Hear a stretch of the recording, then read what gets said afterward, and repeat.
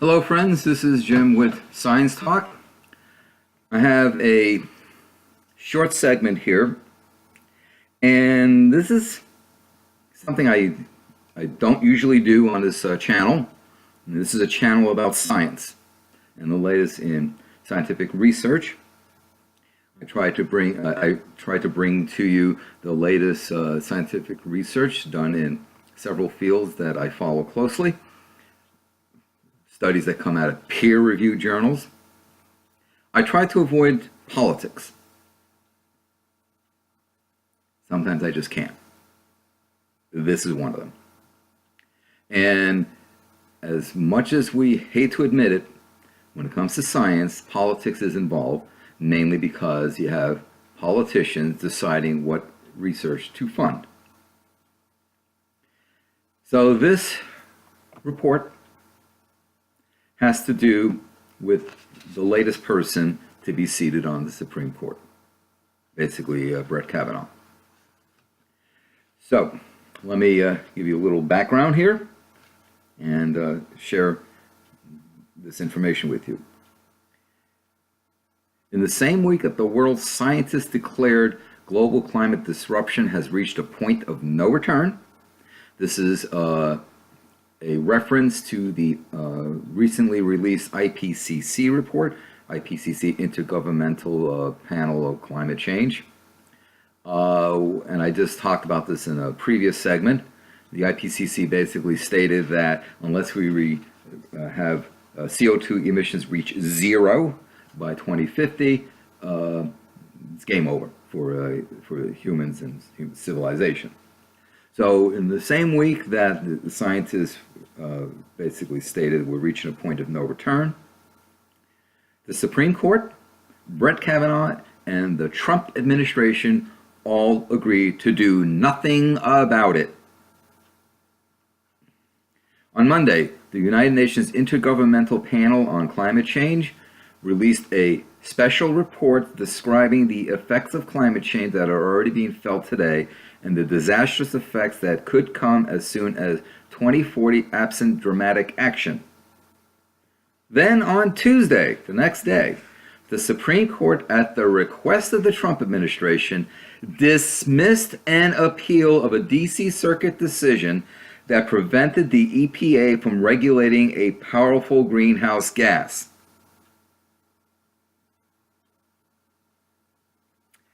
The author of that decision, Judge Kavanaugh. Let that sink in for a bit.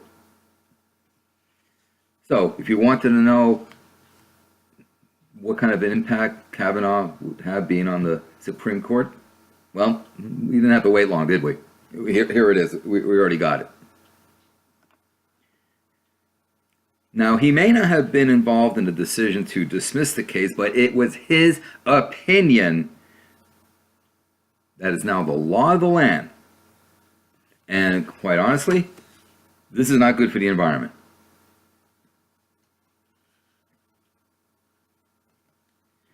So, I have some more information here. David Doniger, who had argued the case for the Natural Resource Defense Council, better known as NRDC, said in a statement that coming only a day after the world's leading climate scientists called for urgent action to curb dangerous carbon pollution, the court's decision lets irresponsible companies continue harming our planet, end quote.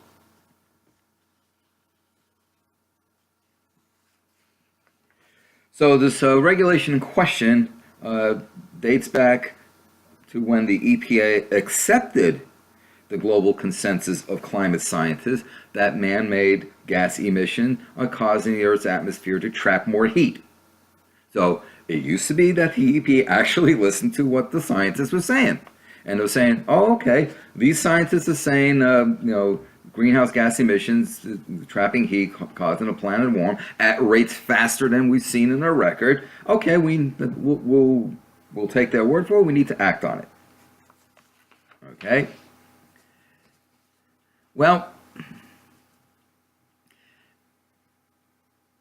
so among those gases doing the most damage are hydrofluorocarbons, abbreviated as HFC. Now, hydrofluorocarbons are helpful in preventing ozone loss. Now, HFCs replace chlorofluorocarbons, CFCs. Okay? And we know about how CFCs were creating thinnings of the ozone layer with ozone holes, the most notable one being over Antarctica. Okay? It turns out that HFCs are very powerful greenhouse gases.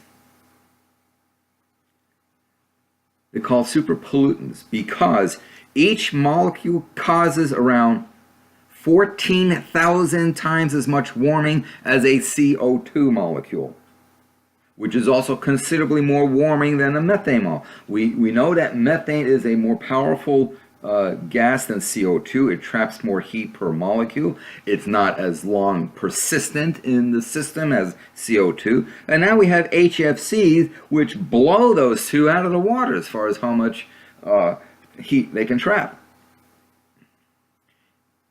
And HFCs are found just about anywhere. Air conditioners, hairspray, for example. They're just found everywhere. In 2015, the EPA effectively banned companies from using HFCs in their products when alternatives were available. A consortium of industries sued. Okay.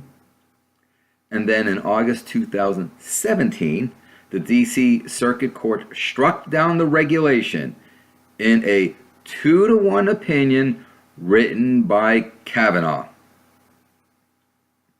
The court held that while the relevant provision of the Clean Air Act gave the EPA authority to ban ozone-depleting chemicals, it could not ban the replacements for those chemicals such as HFCs. I don't quite get that reasoning. It really makes no logical sense. So that suited the Trump era EPA just fine, because we know what Trump has done to the EPA, basically gutted it. You know, the EPA no longer does what it was intended to do. And by the way, the Clean Air, Clean Water Act, the EPA, were all created under guess what administration? The Nixon administration. Richard Nixon, a Republican. He created the Clean Air, Clean Water Act. He created the EPA. He would probably not be considered a Republican nowadays.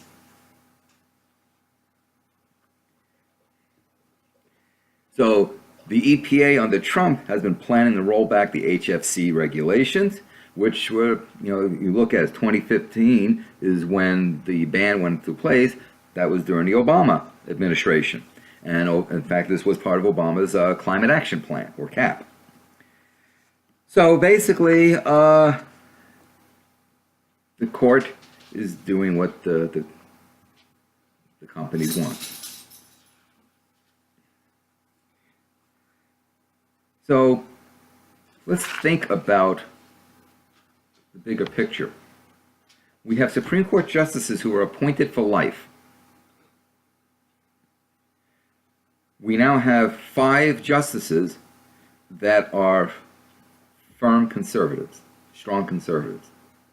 So even if you got politicians who are, say, progressive-minded, who pass legislation to reduce greenhouse gas emissions, pass legislation to implement green energy technology, solar panels, windmills, what have you, you can get companies that will sue on the basis of, you're hurting our potential future profits, or what have you.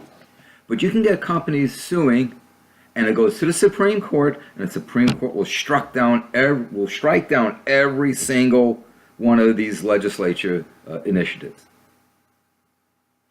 This is not good. This is going to have far-reaching implications.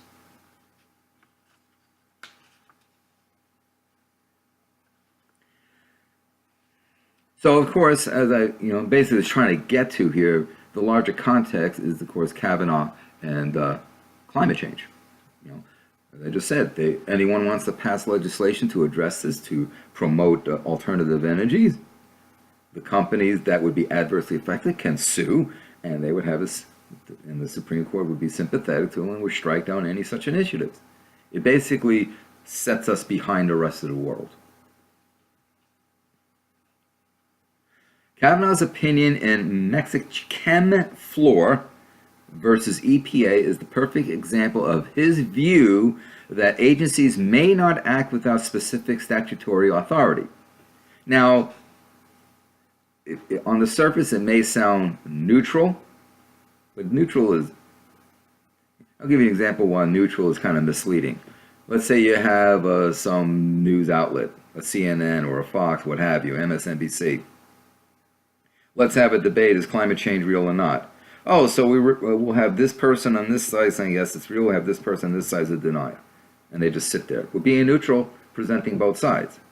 Well, if you were to be objective, you would have 99 scientists on the side saying, yeah, climate change is real, against the one denier. That's being objective. Neutral, just saying, oh, we have the same number of people on, from one side and the other side, and just sit in the middle and not press them. And that's really a disservice. So, here are some of the things that could be at risk with Kavanaugh and the other four firm conservatives on the court. It would spell the end for a huge swath of environmental, health, safety, labor, financial, commercial, and other regulations. Congress has neither the time nor the expertise, I'll tell you, yeah, they don't have expertise, to specify every consequence of every law it passes. That's why it delegates that level of decision making to agencies who have teams of experts to work out the details. Well, until Trump came along. And experts, what's that? In the case of HFCs, the EPA noted that it had the authority to replace ozone-depleting chemicals with safe substitutes. HFCs, the EPA said, are unsafe because they are climate change superpollutants. Judge Kavanaugh called this a quote-unquote novel reading of the statute and struck down the regulations. Now, I'd like to know what is Kavanaugh's credentials in the science. Please answer that.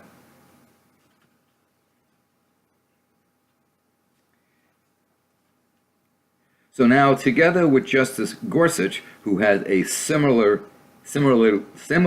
restrictive view of agency discretion, Justice Kavanaugh represents the judicial arm of Trump's goal of deconstruction the administrative state, as Steve Bannon had put it. Here's the interesting thing. You talk about being inconsistent to be kind, hypocrisy to be blunt. Okay? When the administrative state imposes conservative positions on the country, when it exempts, for example, religious corporations from Obamacare, when it allows publicly funded adoption agencies to discriminate against gay people, when it funnels money to religious schools, the defenders of the separation of powers fall silent. How many times do we, when it suits them, states' rights? But when it comes to issues I just mentioned, nope. Zip, not a word. Indeed, the Trump administration just released a coal plan that the government itself said would kill over 1,000 people a year. Yet no conservative pundit has argued that exceeds federal authority. What on earth is going on here? Right? Sorry about that. The computer's doing weird things. But when it comes to climate change, suddenly the administrative state must be placed on a tight leash. Again, when it suits them. And as I've already stated, this dismissal of this appeal came one day after the IPCC released its report. As an example of one of the items found in the IPCC summer's report, they said by 2100, global sea level rise could be 10 centimeters lower with global warming of 1.5 degrees C compared with 2 degrees C. Let me tell you that the 10 centimeters is extremely low conservative estimate. Okay? I've done stories where the sea level rise can be basically anywhere from 1 to 3 meters. That if it happens to be 2C, it's most likely going to be 3 meters. Okay? But again, the IPCC tends to really underestimate what's happening. The likelihood of an Arctic Ocean free of sea ice in summer would be once per century with global warming 1.5 C, compared with at least once per decade with 2 degrees C. Coral reefs would decline by 70 to 90% with global warming of 1.5 C, whereas virtually all, greater than 99%, would be lost with 2 degrees C. So for people to say, well, half a degree doesn't make much of a difference, they don't know what they're talking about. So let's think about what I just said, what I just shared with you about coral reefs. If the world comes together, limits the temperature rise to 1.5 degrees C, 3/4 of the coral reefs will be destroyed. Do nothing, all destroyed. Coral reefs is where we see some of the most biologically diverse ecosystems on the planet.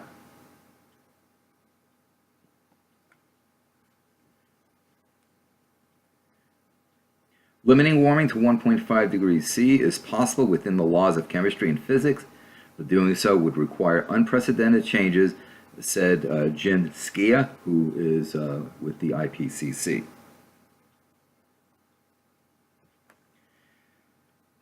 However, we now have a political party, the Republican Party now controls all 3 branches of the federal government, despite representing a minority of the country's population. Okay. This is borne out by various statistics that most people identify as left of center or with the Democrats. I personally identify with neither.